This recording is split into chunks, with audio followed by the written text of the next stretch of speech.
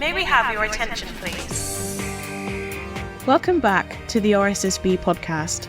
We help rail professionals work smarter as well as safer.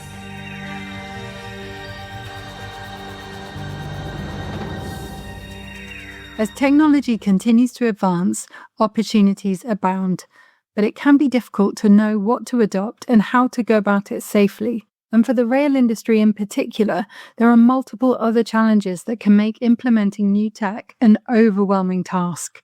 From questions around interoperability to cultural resistance and funding, introducing new technologies is no easy feat. We're committed to supporting industry in getting the most from the opportunities of new technology. With us today is Vaibhav Puri, our Director of Sector Strategy and Transformation. In this episode, we'll explore some of the issues inherent in the adoption and implementation of new technology.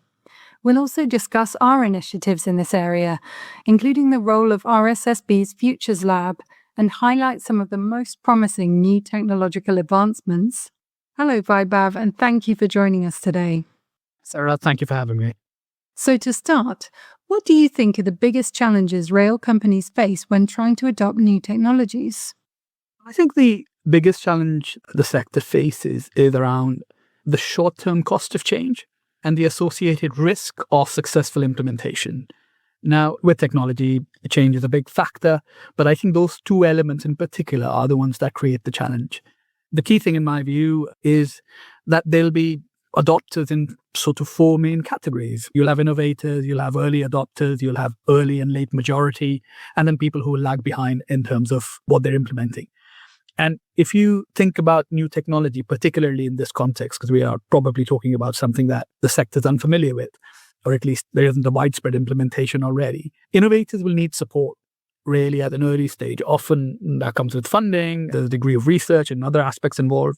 But fundamentally speaking, one of the biggest challenges that I have certainly noticed when working with people who are innovating, or at least at that end of the early research levels, early readiness levels of a technology, is that sometimes there isn't a full understanding of the wider context of change and the associated challenging.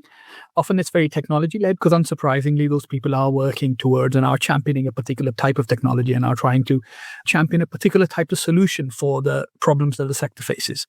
And in that context, confidence really matters. They have to have the confidence, and we have to create an environment of confidence that allow things to be adopted and slowly implemented, and people learn while the implementation is occurring. Can you tell us how RSSB's Futures Lab is helping industry to overcome some of these challenges?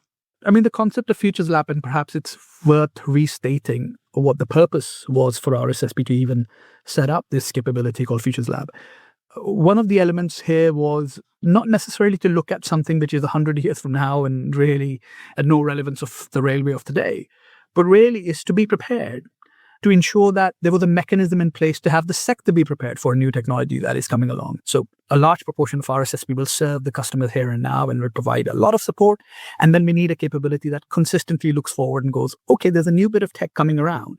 How and what would be needed in order for that to be enabled? And if that is the case, how do we need to adapt our risk management approaches, our standards to support that?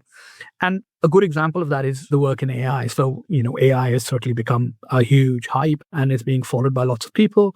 We kicked off a program precisely to examine things like, how should you even think about an AI-powered solution? Is there a way of creating a common language that people can rely on so all the people can express their AI-powered solution in the same way so we can really see what is working, what is not working? And in that area, we have started to pull together a little toolkit, and we had a very successful workshop with the sector on the 18th of March this year to really showcase that toolkit a little bit and really learn.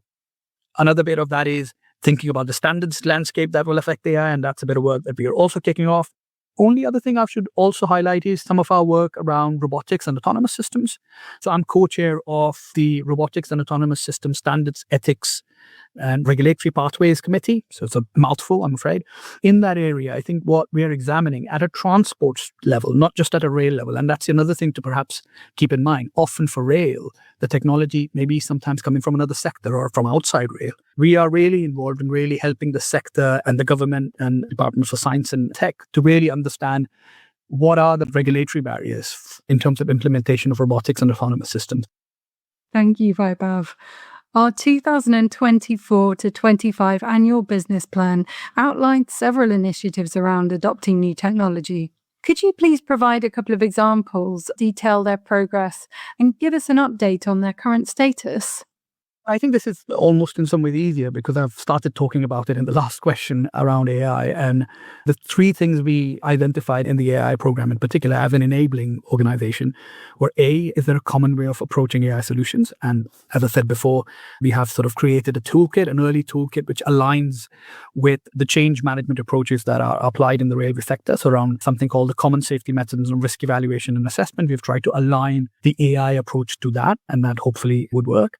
And we unveiled that to the sector to get some early feedback. There's still some refinements to be done. And over the course of the next 6 months, we will work with individual entities to really trial the toolkit and really refine it further. So that's one example of where we've made good progress and now more work to be done.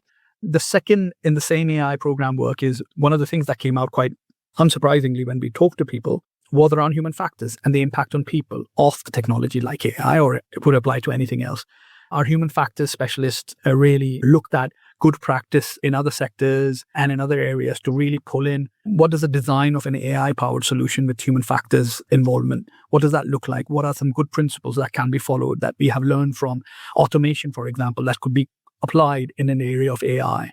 And they've tried to embed all that good practice into the toolkit, but also we will produce a almost principles guidance document that will come out of that. So that's still being refined, but in the next few months should come out. And last but not least, we have been working with BSI on a standards landscape for AI. And again, the approach here is to give the sector a mechanism through which they can navigate the standards landscape. And I think that's the key. Our role here is not just doing this work, but then making sure that the outputs are easy to use for people. I think that's absolutely critical. And with the launch of our 2025 to 26 annual business plan imminent, can you outline our future direction in this area? If I piggyback on the AI work as well, I think one of the things would be to, again, like I said, work further and apply it on particular case studies and really refine what we have created already. But the other link there is the robotics angle here. So if you look at AI, for example, in isolation, obviously we're doing some good work already and we will continue to build on it. But one key aspect of it is really thinking about robotics and smart machines and really start to think, what does that mean? So there's a case of sort of digital AI versus more sort of physically embedded AI. What does that mean? And really start to understand that a little bit. That might be an area we explore further. Also, really start to think about validation and verification of AI models and solutions. That's an area that we are touching on at a very high level, but we might need to go deeper because as we start to examine use cases, there may be some specialisms, let's say AI's application in traffic management or AI application in the management of crew, for example. There may be specialist areas which may require their own type of testing and acceptance, and maybe we can explore that in the future. And perhaps another thing that I should really plug here is the work we're doing on foresight and horizon scanning. Because if you think about innovation, it's really, you need to prepare the industry first in examining and really understanding what the new challenges are. And in a lot of those areas, technology, opportunity, and commitment kind of come together, right? So now we can help with the technology and the opportunity bit. The commitment bit comes from the sector itself. And so it's essential to have those mechanisms for foresight and horizon scanning work to be in place. So the sector is consistently looking to the future to really understand what is coming down the chain, what are the sorts of problems I could possibly have, what emerging risks are there that could affect the sector. And the moment that problem statement becomes concrete, then the opportunity for technology increases because you're able to then say, well, to resolve that problem, I think there's also a technological development that might be helpful or an existing piece of technology that might be helpful. In this case, I think it's also essential to think about when we talk about technology, there may be lots of existing bits of tech that can be applied in a completely new context. But the context has to unravel because we have to make the case for the problem and how we resolve it rather than the technology itself. Looking further ahead, what do you think are some of the most promising new technologies that could transform the industry? That's a good question because I think it's almost appealing to come up with something that looks, like space related that might excite people a lot more. But I think we have to stay grounded. I think we have to stay grounded in the sense that the rail industry has a lot of challenges today, and we have to make sure that we use these really interesting techniques and these really interesting capabilities in resolving those problems of today. And in the 5, 10, 20-year horizon, you can really explore the possibilities of applying new technologies to improving. It's almost the use case identification becomes a bigger challenge than the technology itself, because often the technology is there. The question really becomes, what problem are you trying to solve? What problem fits this technology best? And really making people aware of that and really pushing that aspect in so that people can be creative. The supply chain, the manufacturing sector can be creative and come up with solutions, while our job really becomes really shining the light on the kinds of problems that can be solved and the fit between those problems and the technology that is essentially really coming across. So quantum is the classic one. This is the year of quantum, I think. You could say quantum, what an interesting area. How on earth could it apply to the railway? Well, there are bits. The quantum computing aspect is becoming more and more interesting. If you combine that with AI, and then I talked about robotics, only your imagination is the barrier. But also things like, we've certainly looked at labs and stuff around sort of quantum-based signaling aspect where, there's a possibility of new tech that can completely transform the way we identify where something is located. Another big area, I think, will be traction power. For the railway in particular, electrification is certainly there, but really battery technology, hydrogen and all of these things are there. But we need to think very carefully about what are the areas where we can add most value.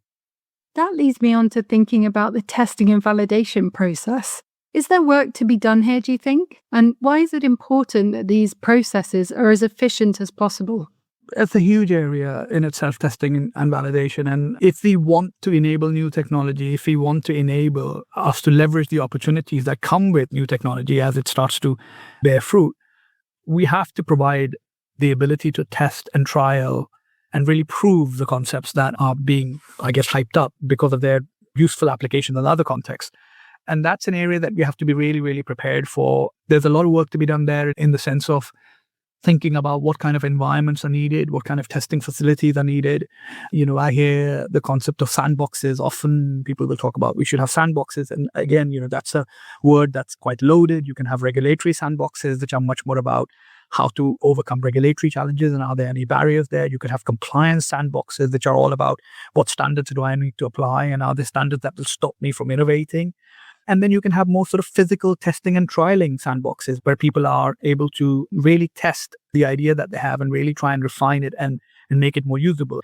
But the key thing, the testing and validation process for us has to be around if we create those environments, and often they require a degree of investment, they're not cheap, they're not easy to get access to, they have to reduce the effort that is required later on. And there has to be a degree of cross-acceptance as a result of that testing. What shouldn't be happening is that a technology has been proved in a particular context, has been implemented in a particular context, and you have a very similar application context, and people are insisting that it has to be retested, because it completely undermines the whole concept of creating such environments, because the whole idea is to reduce the effort. Thanks, Vaibhav. And finally, based on our conversation today, what advice would you give to rail organizations navigating the adoption of new tech? I think very simply, think about the change. It's not about the technology. The technology is a key factor. We have to always step back and say, why do we talk about technology? Because what tends to happen is the technology has been applied. People can see conceptually how they can unlock certain things, right? Otherwise, it wouldn't be even under consideration. People can see it. There's an aspect of how do you actually deploy it. And in order to do that, you have to think about change. Change agnostic of the technology, but then seeing how the technology can be introduced in that change, how that can be managed, and really thinking about the wider picture. That requires really thinking about the people at the end of the day, people, insertion points, and the pace of change. I think those are the sort of key things. Perhaps, like I said, use organizations like ours to support and fill the gap. That's a really interesting note to land on, Vaibhav. Thank you so much for joining us today. And thank you for listening. If you want to learn more about how RSSB is supporting industry in adopting new technology, please visit our website. We look forward to you joining us for the next episode. And in the meantime, safe travels.